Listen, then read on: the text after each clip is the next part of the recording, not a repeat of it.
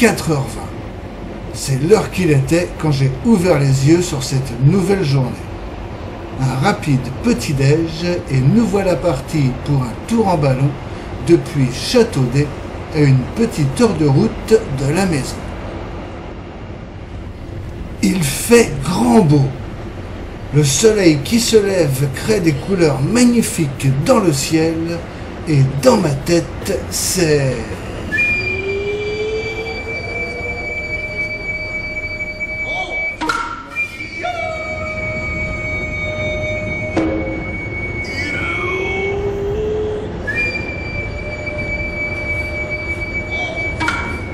Tiens, un zozio. Et tiens, stop! Revoyons la scène au ralenti. Et hop, le zozio, suivi de Maître Renard qui a eu très chaud aux moustaches. Je crois que j'ai filmé. Et c'est reparti pour le pays d'en haut, vers le vol en ballon, en vol libre, c'est-à-dire qu'il va où il veut, au-dessus des Alpes.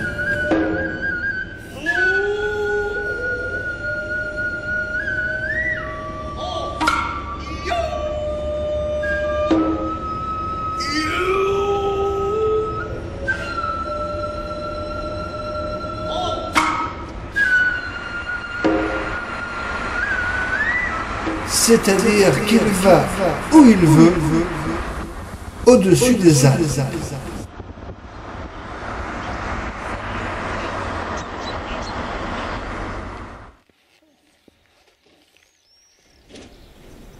Ok, nous y voilà. Bon, déjà, il fait beau. Pour l'instant. Et voici la nacelle, en osier, comme au bon vieux temps des pionniers. Et puis en plus, c'est compartimenté. On va être bien rangé, comme dans un casier à bouteilles. L'air dans les ballons va être chauffé avec des sortes de gros lance-flammes. Nous, on en a 4. Pour l'instant, il fait beau, c'est toujours ça de gagner.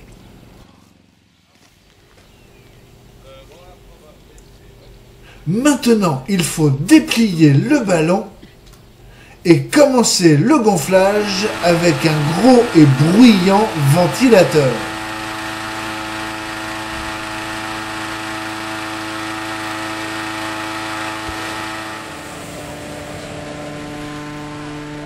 Hop, c'est debout. Et pas de petite échelle pour espérer embarquer avec un minimum de dignité. Non, il faut escalader la nacelle sans avoir l'air trop ridicule. Alors que dans ma tête, c'est toujours...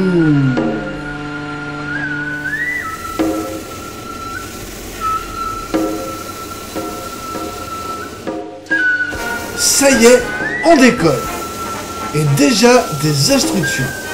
Pour l'atterrissage, il faut se mettre dos à la marche et agripper fermement les poignets qui sont devant nous.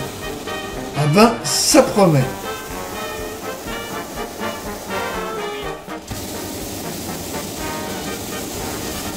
Alors vous qui avez vu le superbe film de Anne, oubliez la musique, l'onirisme et la tranquillité, parce qu'un vol en ballon, avant tout, c'est ça.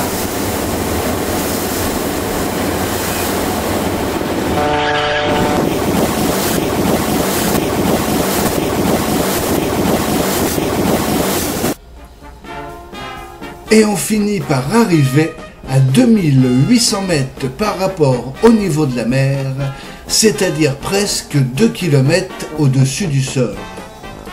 Et c'est là qu'une nuée de questions m'assaille. On met combien de temps à tomber de 2 km? Pousse-t-on un seul et long grand hurlement ou doit-on reprendre sa respiration pour en pousser plusieurs? Ne faut-il pas mieux être zen et chuter confortablement afin de profiter une dernière fois du paysage? Ou faut-il essayer de contrôler sa descente afin de tomber sur un truc qui amortirait la chute et donnerait une chance de survivre? Faut-il plutôt être tout raide ou tout mou au moment de l'impact? Et le plus important, suis-je assez agrippé à la rambarde si jamais le plancher de la nacelle s'effondre?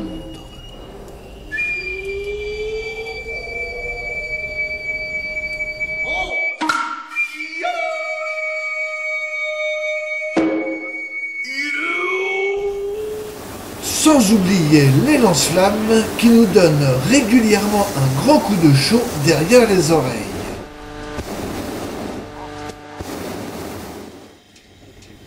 C'est vrai qu'il est gros notre ballon pour transporter tout ce monde. D'ailleurs, le pilote ne nous cache rien. Je récapitule. Un ballon en plastique rempli de 9000 m3 d'air chaud à 120 degrés. 250 degrés Fahrenheit pour nos cousins québécois. 4 lance-flammes qui auraient pu servir aux effets spéciaux du règne du feu.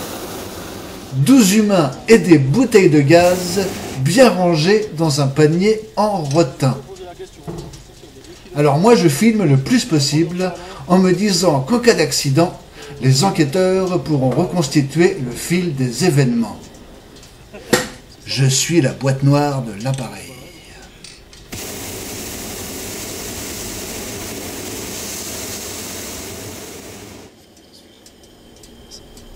Pendant 1 heure, on monte, on descend, mais on n'avance pas vraiment. C'est plutôt bien. Autant rester pas trop loin de la voiture. Et des secours.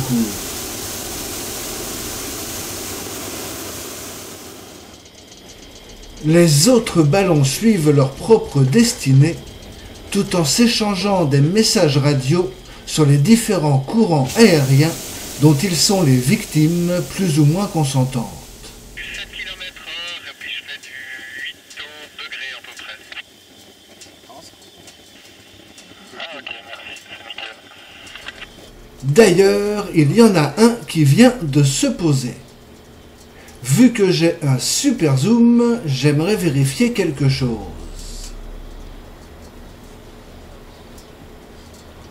Bah tiens. Accrochez-vous fermement au poignet qui disait « Oserais-je demander au pilote s'il faut plutôt être tout raide ou tout mou au moment de l'impact ?»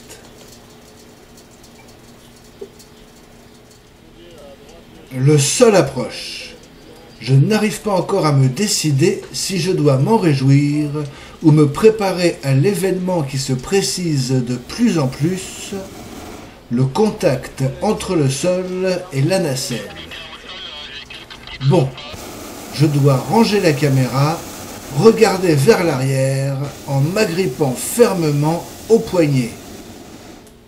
Si la nacelle chavire, je tente le combo raide des bras et mou des jambes.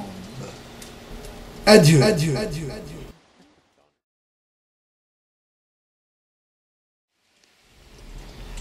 Atterrissage absolument parfait.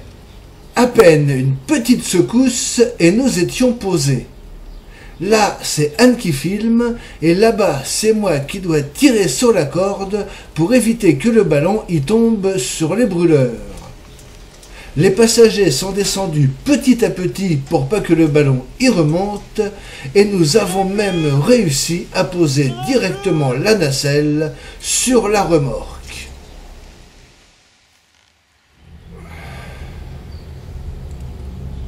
Ça y est, on a assez tiré sur la corde et là, je fais semblant de m'intéresser à la technique du pliage-dégonflage, la joie d'être revenu sur Terre sain et sauf, me donnant plus l'envie d'apprécier l'instant présent que d'aider mes petits camarades à ranger le gros jouet.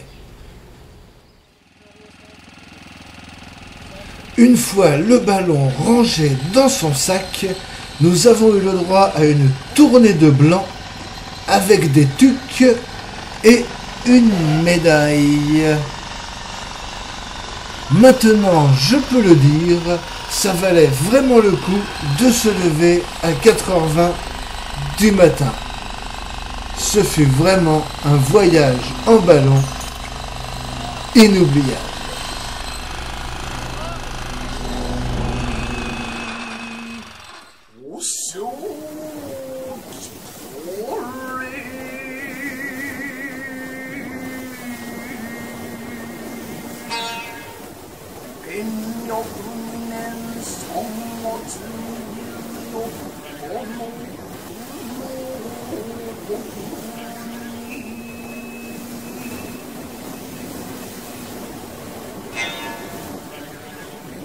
Imperium modestet